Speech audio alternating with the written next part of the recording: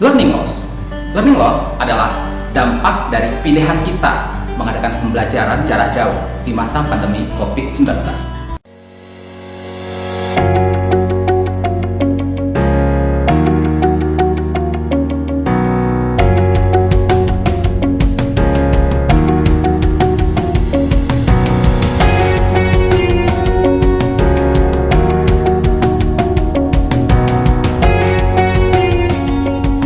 Banyak siswa yang mampu beradaptasi dengan pembelajaran jarak jauh menggunakan teknologi informasi komunikasi, tapi tidak sedikit siswa mengalami kesulitan dalam pembelajaran yang kita pilih di masa pandemi COVID-19.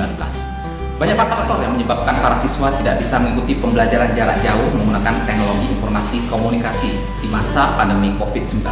Salah satunya adalah faktor ekonomi, sehingga para siswa tidak memiliki akses yang maksimal untuk menggunakan jaringan internet.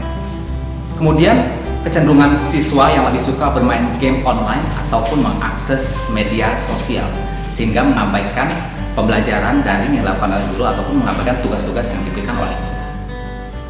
Pada saat pemerintah melakukan pembelajaran tatap muka terbatas pada tahun pelajaran 2021-2022, saya mencoba untuk melakukan inovasi dalam pembelajaran.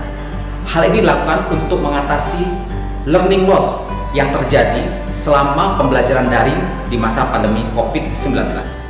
Adapun inovasi yang saya lakukan dalam pembelajaran tatap muka terbatas ini adalah menggunakan ragam media dan ragam metode dalam menyampaikan pembelajaran, masuk menghasilkan pembelajaran yang aktif, kreatif, inovatif, menyenangkan, dan bermakna. Berikut rangkaian kegiatan pembelajaran yang saya lakukan dengan menggunakan ragam media dan ragam metode untuk mengatasi learning loss.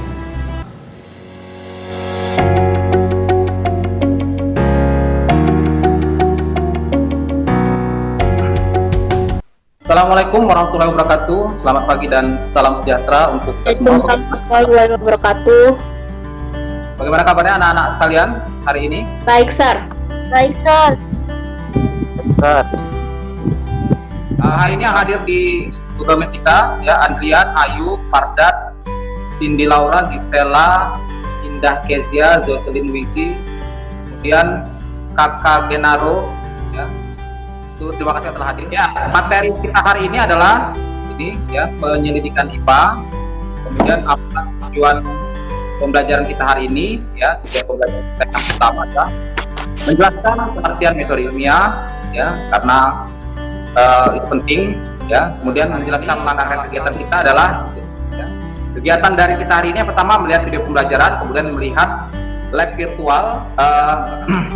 Pertama kita akan melihat video pembelajaran terlebih dahulu. Silakan disimak, kemudian dicatat hal-hal pentingnya agar pada saat nanti. Apa itu pengukuran? Pengukuran merupakan suatu kegiatan membandingkan suatu besaran yang akan diukur dengan besaran yang sejenis yang dipakai ya, itu tadi video pembelajaran tentang penyelidikan IPA. Ada poin-poin penting yang harus kita garis bawahi. Silakan siapa yang bisa jelaskan apa itu pengertian dari metode ilmiah. Silakan angkat tangan. Metode ilmiah adalah suatu prosedur atau tata cara sistematis yang digunakan para ilmuwan untuk memecahkan masalah-masalah yang dihadapi. Oke.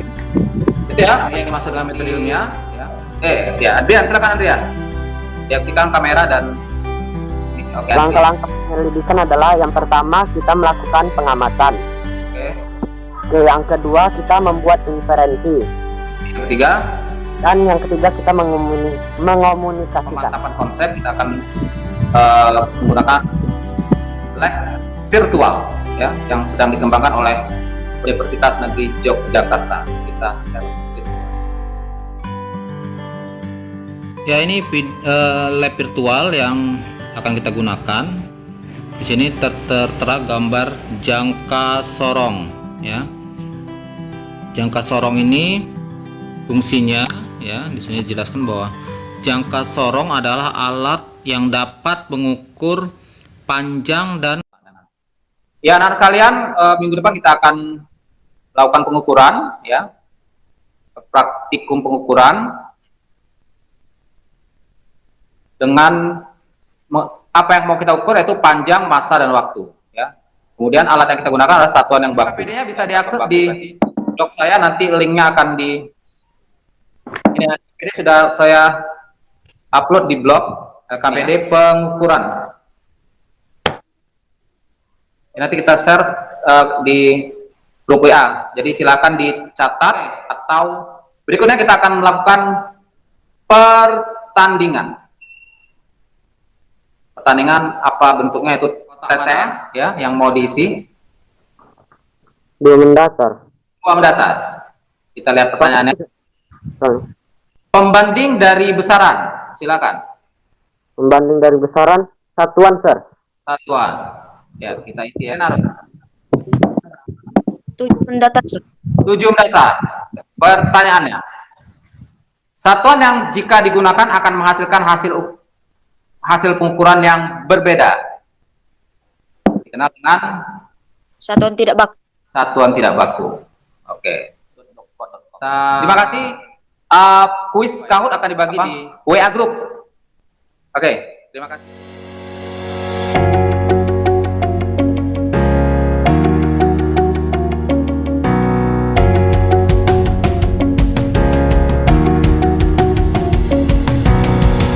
Selamat pagi anak-anak saya.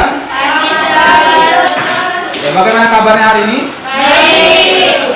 Ya, seperti janji kita, hari ini kita akan praktek itu ya. Judulnya pengukuran masa, panjang, dan waktu. Sebelum kita mulai praktikum, kita harus tahu dulu apa tujuan dari praktikum hari ini. Adalah siswa terampil melakukan pengukuran panjang, masa, dan waktu dengan satuan yang sesuai.